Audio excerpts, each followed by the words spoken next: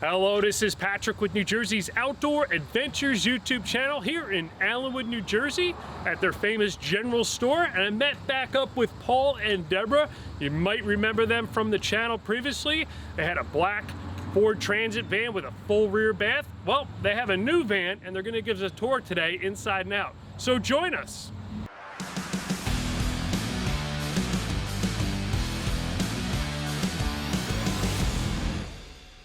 Paul and Deborah, welcome back to New Jersey Outdoor Adventures. My name is Paul and my wife Deborah, and we're excited to show you a 2019 Transit 350 heavy duty with the Ecoboost. We had to pick it up all the way from Oklahoma City, a 42-hour ride. It has only 6,000 miles, so it's in perfect condition. It was a 15-passenger van with a rear AC. We stripped 13 seats out. We retained the 2 front seats, and we'd like to show you the inside. Come on in, I want to show you around. First of all, my first and foremost favorite is my swivel chair. I can read my book and relax. We also have a table that you can connect to here for your drinks, food, snacks, whatever you want. Then, of course, we can untie this for privacy. Close it off, which is nice. Get a little privacy there. Here's for storage, books, whatever you need to put in there. Pocketbook, backpacks. All right, over here, we got a toilet, nice full mirror, shower with all kinds of adjustments on it. You name it, is there. It's very comfortable. We also have the shade that can come down as well. I don't know if you noticed, but we've got a nice light up here as well, which I like. Alrighty, we come back down over here. I got a great closet. I love it. I'm really fussy about clothing being all wrinkly. It drives me crazy.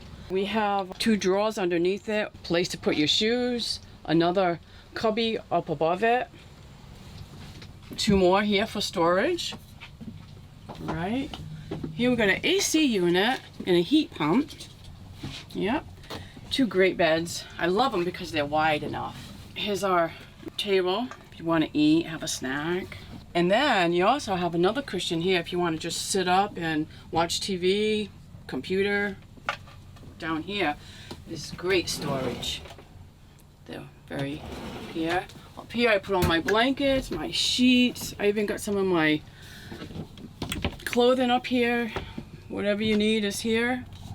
Yeah. Oh, and I am a reader. Look at these cool lights. I love these lights. I gotta have a reading light wherever I am. So nice.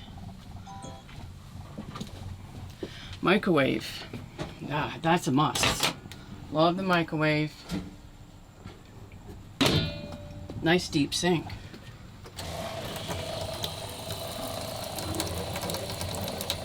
110 volt, 110 volts.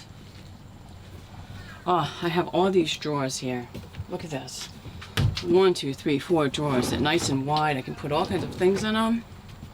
Refrigerator, nice and big. I love it.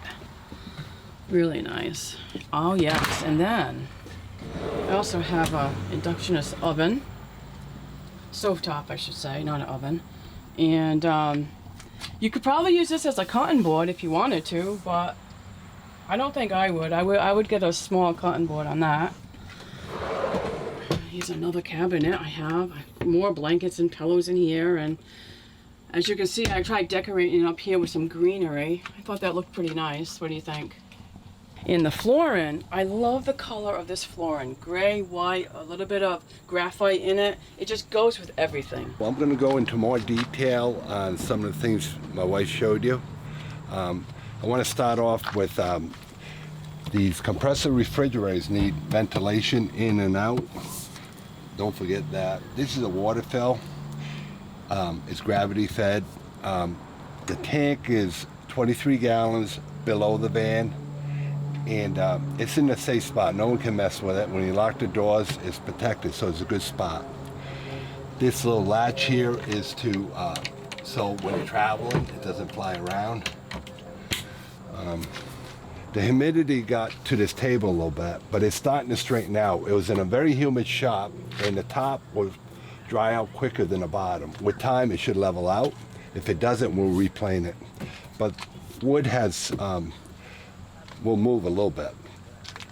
Now, going over the flooring, what's good about this flooring is there's no seams in it.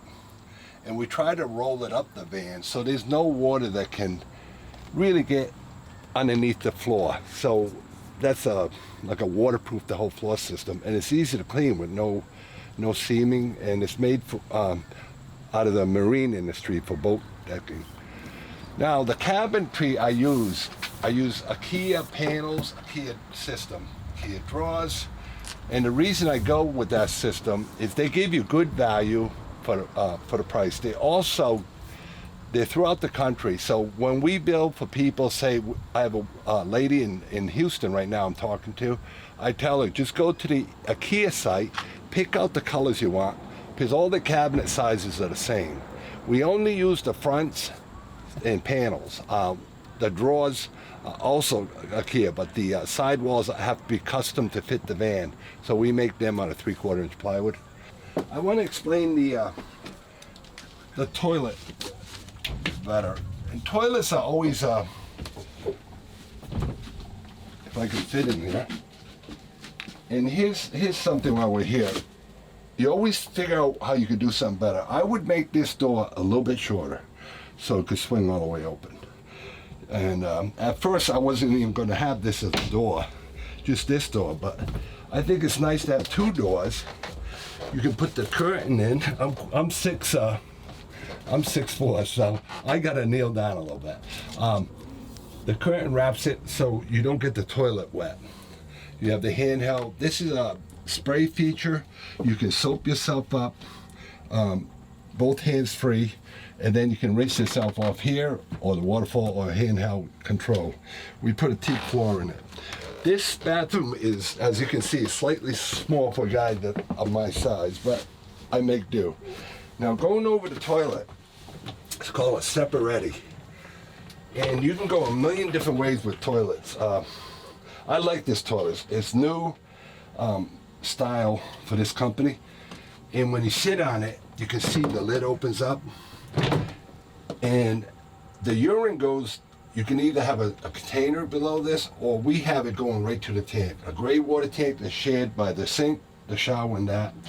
We do have electric ball valve that we can release it in an appropriate place. But if you want to see the guts of it, well, this one actually has the tank, the little container for the urine, and you can run it all the way down. I got it mixed up with another van. So this comes out and you dispose of urine. But we're going to change this most likely to a hose that goes right to the tank. But this is where the container is. As you can see, it's just a plastic lined bag. In a way, the reason it works with no odor and you don't put anything else in it is there's a vent that constantly draws air out. It vents out any odor, and the lid's closed, and by separating the urine and the poop, it eliminates a lot of the odor. It makes the decomposing of the number two, the poop, a lot quicker. So you can use this like 3 weeks straight, I've been told, without having to empty it. And when you empty it, just take the bag and get rid of it. Okay, for lighting, this switch is for over the kitchen's light, and it has 3 settings. And this is for the main lighting in the RV. It also has 3 settings. And this is the induction cooktop. We unlatch it when we're ready to use it. You want to make sure it's latched when you're traveling. It's a double induction cooktop, and these need special pans to operate. They work on magnetic system. You can touch them when they're on and you won't feel any heat, so it's safe for the wood. I don't know exactly how they work. In the future, I haven't done it yet, I'm having some thin aluminum caps that will fit on top of it. You just put them up here, mostly so you don't get food and whatever in the tracks. And these are two 250-pound drawer slides, so it's quite good. She covered mostly everything here, but she did forget, there's a little sponge dish right here. Underneath here, we have electric water heater. It's 4.2 gallon. The first switch controls the pump. This is the ball valve that will drain the gray water tank in the appropriate spot. This closes the valve. And you can do it with a regular RV hose. Check out these drawers. They're from IKEA. They're metal. These faces snap on. You want to change the fronts on any of these cabinets, just two twist screws, and they pop right out. You can go with, and they all fit. They'll have like 15 different colors you can choose from. And if you've ever been to a IKEA store, every time a customer goes to a kitchen, they do this. They try them, and they do last. They seem very durable. The humidity doesn't affect the metal. And on this one, IKEA didn't make a drawer this size, so I got this at Lowe's. It's a bamboo tray type of thing for your knives and forks, and I just added a couple pieces of maple, and it turned out to be a perfect fit. So remember, they can't be too deep because I have the fill behind pipes that go to the tank, the fresh water tank right below it. This is a isotherm refrigerator. It's a compressor type. It runs on 12 volt or 110, and it has a little freezer. Okay, magnetic top and shelves. It's 4.2 liters, I believe. It's quite roomy and efficient, and it's designed to be in boats, so it can handle the bumps of an RV. And going here, we have a max fan, typical you see in most vans,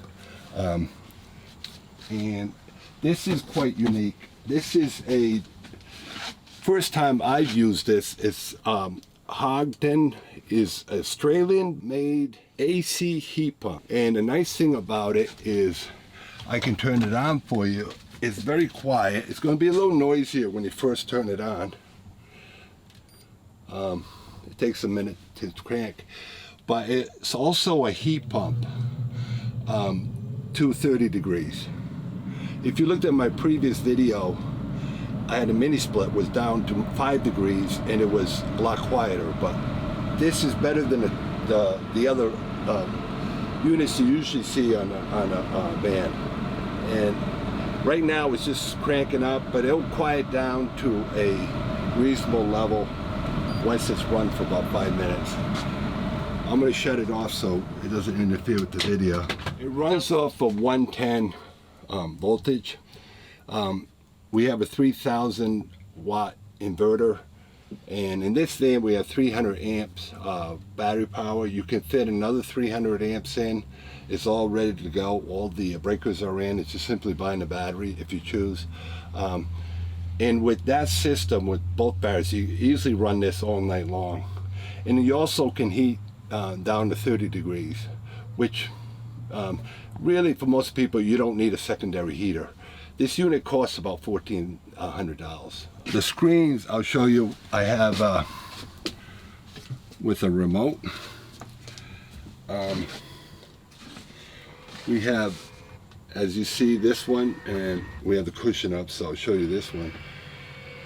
It closes and it'll go all the way down, and you can have it at a setting that all of them come down at once. We also have a projector screen that comes down. It serves as a curtain for privacy, and it's also a projector, which we set on the kitchen counter.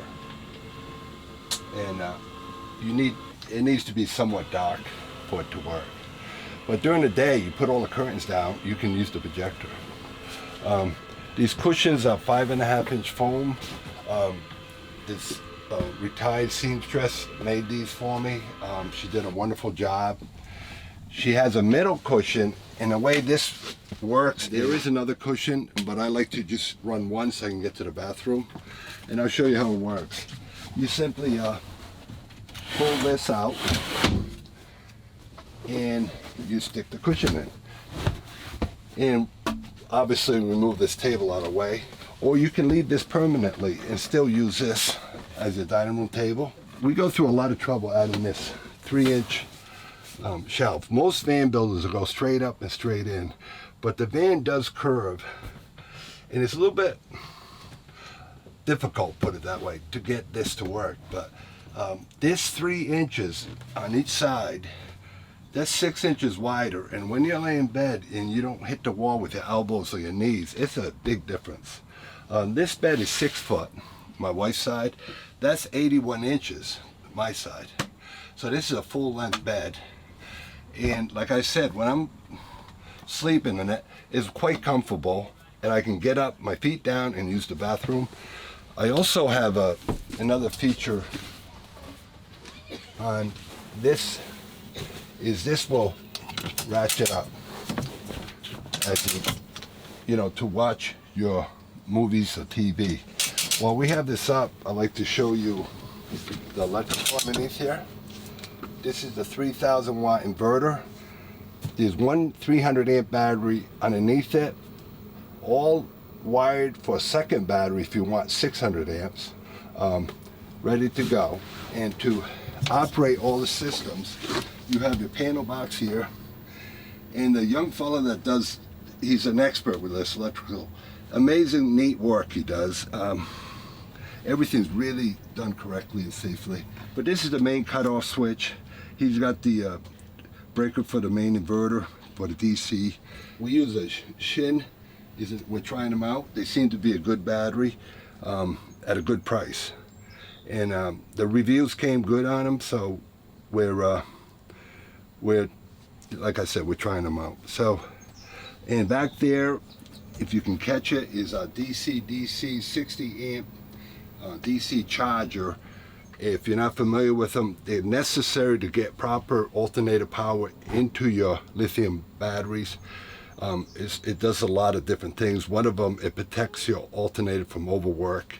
And we also have, because this inverter's huge and this potential battery system's huge, we put 2 computer fans. There's one on this end and this end, and there's a vent on the outside. And when this is running hard, you can feel the heat coming out. Very important when you're talking about large systems like this.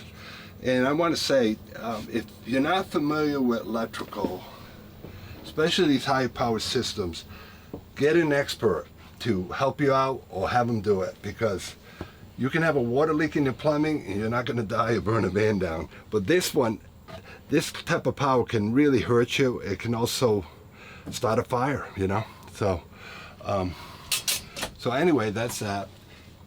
This cute little thing here is where I put my iPad, and there's junk in it right now, but it's just some way to put the iPad when you're traveling.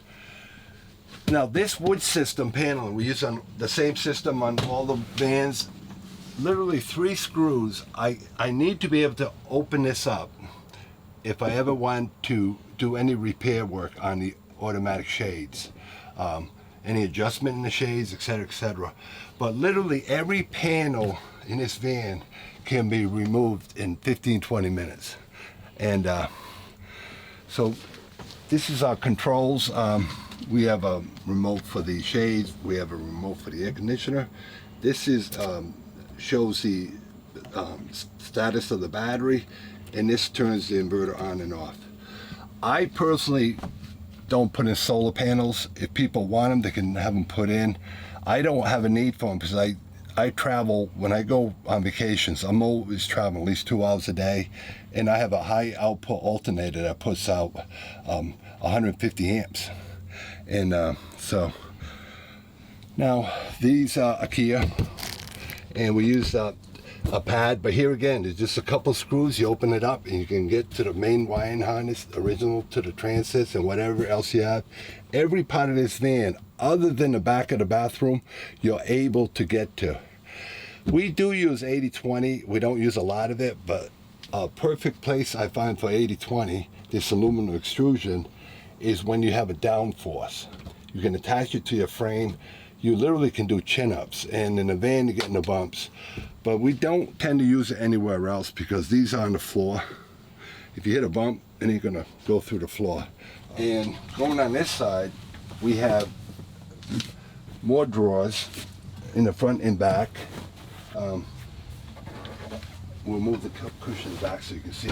This simply slides back over, but you have drawers up and down, bottom, top, another drawer on that side. And this side is a bigger space. You can put your bedding or whatever you want in it. The wheel well of the wheels comes into that, so. And these are all magnetic. What I want to add to this fan, I'm waiting for it to come in, is a rear screen. It's a pull down, it's on order. It goes right behind the projector screen so you can leave the doors open, especially on like a hot day like this. Okay, the ceiling is from the marine industry too. It's just foam back vinyl. It's made for boat interiors. It's a heavy duty type of fabric, a vinyl fabric.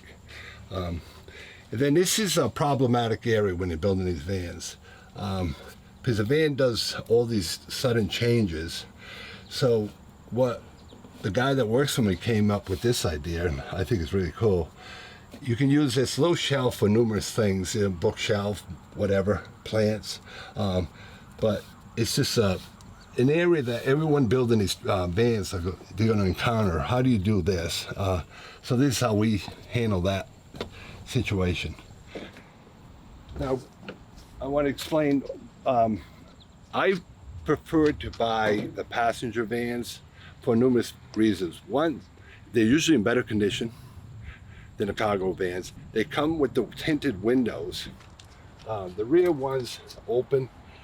We did have a black van that had two sets. I didn't know they even made them. They had front and back on both sides, so they had 4 windows. They also usually come with all the seats in it, but they usually come with, instead of vinyl interior, at least a cloth interior. They have the cruise control and upgraded features you usually don't find in the cargo van. You have the, excuse me, you have a running board. You don't have to install. Some of them do come with a trailer hitch. This one didn't. I also like the, these come in around 8,000 pounds, but it can handle 10,300. So there's a lot of, you're not pushing a van anywhere close to it. You're not stressing the suspension. The van is very happy. It's right up the middle where it rides good, and it just rides beautiful, these vans. And going to the back of the van, what we try to do also, as you look around, you don't see any things attached to the side other than on the roof we need the vent and the AC. But other than that, it's just like an original van. So this is the vent that comes to the computer fans that keep the inverters cool. And we have this Velcro. This is the rear AC that comes with the unit. It comes out here. It usually has a duct system. We remove that and we just have it all come out here. We're able to fit a water hose and electrical in that little spot. But it's a nice, neat package, as you see. And keep going around the van. The water tanks, like you see, there is nothing. If I close the door, you see it. There's no cutouts in the van. So my electrical is hooked up. My 30 amp electrical is right here. And my gray water discharge is right there. You also can have that ball valve where you can just dump it. But it's very clean. Other than the AC unit in the van, you see nothing changed on the outside. So we're going to join Deb, and I'm going to explain the difference between the front vans with the front bath and the rear bath. So on the front bath, like this model, there's pros and cons to the rear and the front bath. The front bath pros are you're able to get access to the rear doors.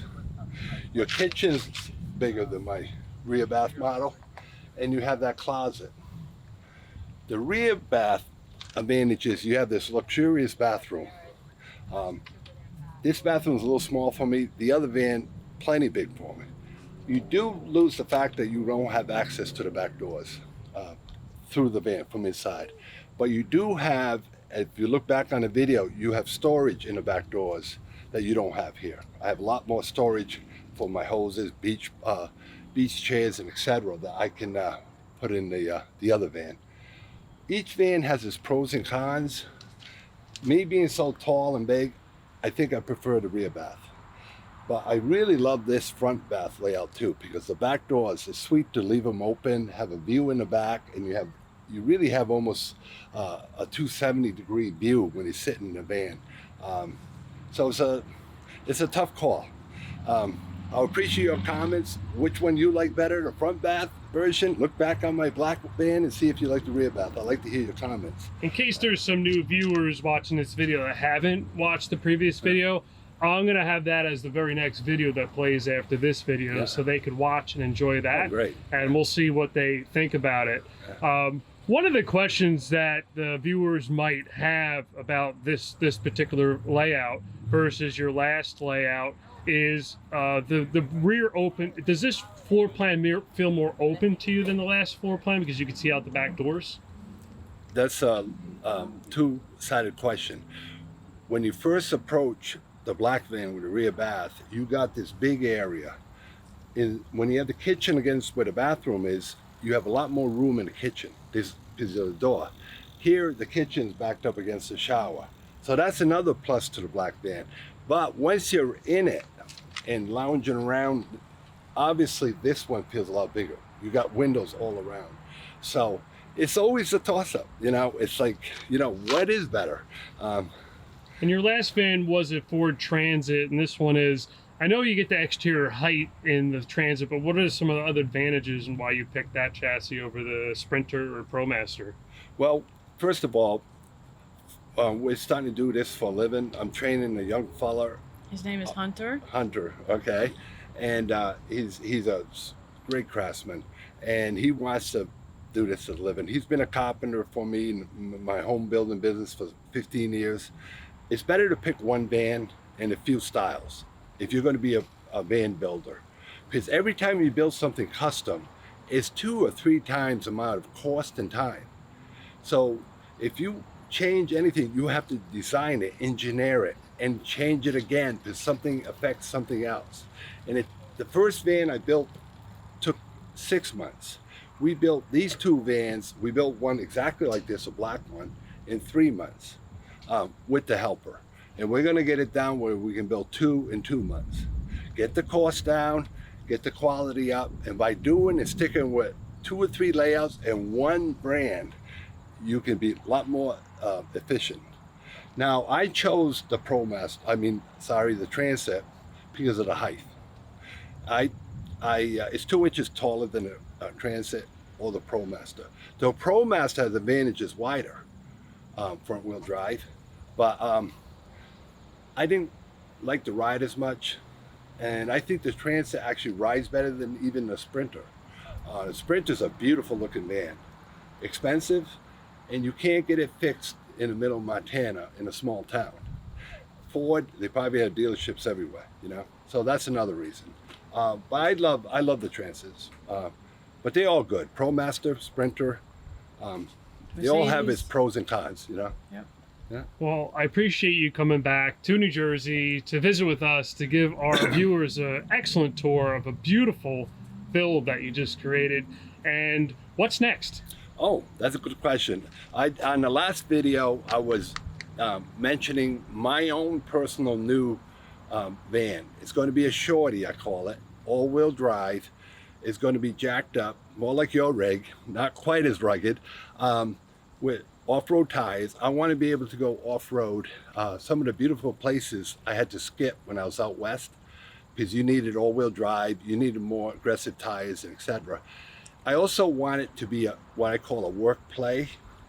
And by the way, the van finally came in last week, 5 months late. So I built these two vans, this one and another one in between. We expect to have that done, and I'm going to take the rest of the summer off and start in September. It'll probably take me 2 months to build it out, and you do another video of it.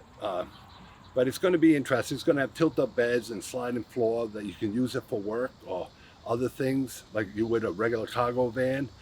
And it still have the same bathroom, no closet, a little smaller kitchen.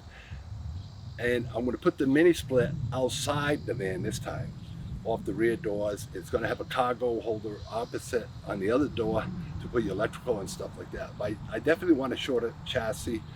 I think it's going to be popular because you can use it as an everyday runner.